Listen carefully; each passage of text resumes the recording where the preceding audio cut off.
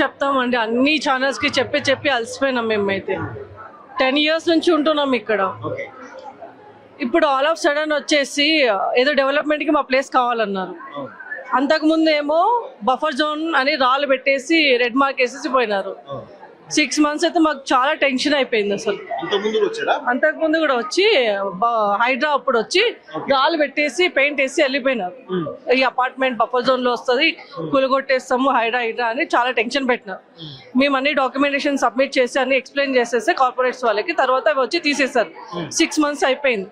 తర్వాత మళ్ళీ వచ్చేసి ఇప్పుడు డెవలప్మెంట్ మూసి బ్యూటిఫికేషన్ అని అన్నారు. మూసి బ్యూటిఫికేషన్ కి ఇంతవరకు ఎందుకు రావాలి, గోడ కట్టియండి అని అలాంటి ఇన్ఫర్మేషన్ మేము ఇస్తే, మళ్ళీ ఇప్పుడేమో గాంధీ సరోవర్ ప్రాజెక్ట్ కి బ్రిడ్జ్ చేయాలి, పార్క్ డెవలప్ చేయాలి, ఏదేదో చెప్పేసి ఇప్పుడు మా ల్యాండ్ కావాలన్నారు.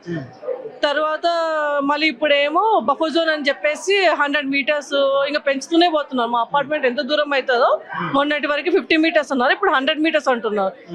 ఇంకొక 1 week పోతే 200 meters మొత్తం బఫర్ జోనే, మీకు ఎటువంటిది ప్లేస్ లీగల్ కాదని తీసుకునే పరిస్థితుల్లోకి వచ్చేసాం మేము ఇప్పుడు. వాళ్ళు వారం వారం వారం వారం ఒక్కొక్క కొత్త స్ట్రాటజీతో వస్తున్నారు. ఆయన వచ్చినప్పటి నుంచి ఏమైనా డెవలప్ జరిగిందా? అన్ని ఇల్లులు కూలగొట్టడం, బీదవాళ్ళని రోడ్డు మీదకి ఇచ్చడము, గుడిసెలు కూలగొట్టడము, ఇలాంటివి జరగడం తప్ప నిన్న మొన్న చూస్తే అసలు ఎంత బాధపడుతున్నారా అండి. ఇల్లులు కూలగొట్టేసి కొత్త ఇల్లులు హైడ్రాలో కూడా ఎంత చూసాం మనం. అసలు ఏదైనా ప్రియర్ ఇంటిమేషన్ లేకుండా అట్లా చేయడం ఎంత తప్ప. అసలు ఎవరు అడిగేటోళ్ళు లేరు ఆయనకి. అసలు సెంట్రల్ గవర్నమెంట్ అయినా ఏం చేస్తుంది అసలు? ఇంత అన్యాయం, ఇంత అరాచకం జరుగుతుంటే ఏం జరుగుతుందని కనీసం చూసే వాళ్ళు కూడా లేరు అసలు. ఏం చెప్పాలా, ఇక్కడ 10 years నుంచి ఉంటున్నామండి. మా ఓన్ అపార్ట్మెంట్. మేము కొత్తగా జాబ్ చేసేటప్పుడు స్టార్టింగ్ లోనే ఇక్కడ మంచి ప్లేస్, గ్రీనరీ ఉంది. బయట ఎక్కడ మాకు ఇంత గ్రీనరీ అపార్ట్మెంట్ దొరకలేదు. అందుకని ఇక్కడ లోన్ తీసుకుని ఇక్కడ ఉన్న వాళ్ళు 80% అంతా ఓనర్సే. ఇక్కడికి వచ్చి మా ఫ్యామిలీ మెంబర్స్ ని, మా పేరెంట్స్ కి, మా బ్రదర్స్ కి అందరూ ఒకరికి ఒకరు ఇక్కడ కొనుక్కుని అంతా సెట్ అయిపోయినారు. అసలు ఇక్కడ near by Birla open mines కానీ, ఆర్మీ పబ్లిక్ స్కూల్స్ కానీ, టైమ్ స్కూల్స్ కానీ అన్ని ఈజీ యాక్సెస్ లో ఉన్నాయి మాకు. అందరు పిల్లలు ఇక్కడిక్కడే చదువుతున్నారు. అండ్ ఇది నర్సింగ్ కి కూడా చాలా ఈజీ కనెక్టివిటీ. మేమంతా 80% 70% అంతా ఐటీ ఎంప్లాయీస్ ఉన్నారు. మాకందరికి ఈజీ కనెక్టివిటీ ఇదంతా.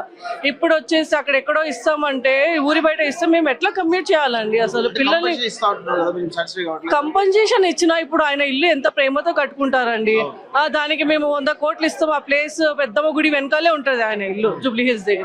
అది తీసేసేయండి, వాళ్ళకి ఏదో ప్లేస్ కావాలంటే ఆయన ఇస్తాడా? ఇవ్వడు కదా. ఆయన ప్రేమతో కట్టుకుని ఉంటాడు. ఆయనకి ఎన్నో మెమరీస్ ఉంటాయి. వాళ్ళ కూతురు పెళ్లి కానీ, వాళ్ళ కూతురు చిన్నప్పటి నుంచి తిరిగినా కానీ మెమరీస్ ఉంటాయి. ఆయన ఎందుకు ఇస్తాడు? అట్లనే మేము ఎందుకు ఇస్తామండి? మాకు ఏమైనా గవర్నమెంట్ ఇచ్చిన ల్యాండ్స్ ఇవి కట్టుకోమని మేము లీగల్ గా కొనుక్కున్న ల్యాండ్స్ ఏమైనా ఉంటే వచ్చి మాకు జస్టిఫికేషన్ ఇవ్వాలి.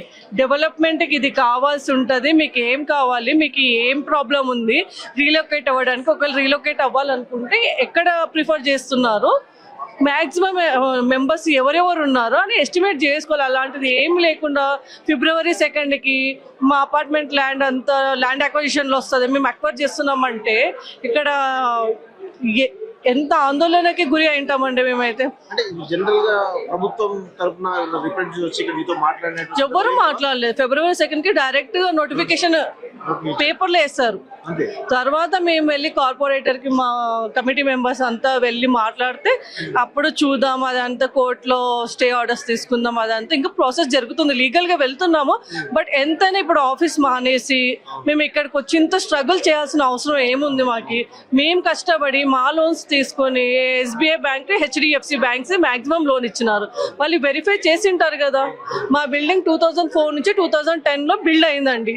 అప్పటికి 9 meters డిస్టెన్స్ లో కట్టుకోవచ్చు అని జీవో ఉంది 2010 వరకు. 2012 నుంచి 50 meters. ఇప్పుడేమో ఇప్పుడు మా ల్యాండ్ మొత్తం కావాలి కదా 6 acres, అందుకనే 150 meters 100 meters పెంచుకుంటూ పోతున్నారు. అప్పుడు మేము కొన్న దానికి ఇప్పుడు చేంజెస్ ఉన్న దానికి మేము మా రెస్పాన్సిబిలిటీ ఏముంది దాంట్లో? మా తప్పు ఏముంది? మేము ఎందుకు సఫర్ కావాలి? ఇదే అండి ఒక్కటే చెప్పేది. మేమైతే మా ల్యాండ్ జోలికి రావద్దండి. మా ప్లేసెస్ జోలికి ఏం చెప్తామో, మా ప్లేసెస్ లీగల్ గా తీసుకున్నాం. మా టైంలో మీ 2004 నుంచి 2010 వరకు ఉన్న జీవో అకార్డింగ్లీ మా ల్యాండ్ ఉంది. దాంట్లో ఏమైనా మిస్టేక్స్ ఉంటే మీరు you can go head with legal process.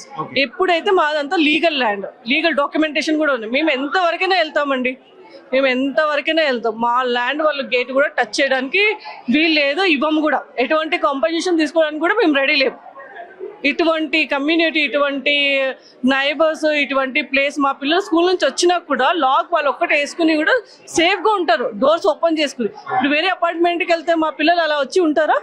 ఇప్పుడు ఈ కాలంలో ఒక్కరు జాబ్ చేసి సస్టైన్ అవుతారా అండి? ఈ ప్రైజెస్కి ఇద్దరు చేయాల్సిందే, చిన్నదో పెద్దదో శాలరీస్, ఒకరి ఇంటికి ఒకరు సేవింగ్ అన్నట్టు ప్రతి ఒక్కరు ఇద్దరు జాబ్ చేసేవాళ్ళే.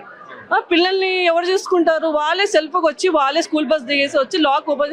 ఇంత స్ట్రగుల్ చేస్తున్న మా ప్లేసెస్ని ఆయన అక్వైర్ చేయడం అసలు కరెక్ట్ కాదు.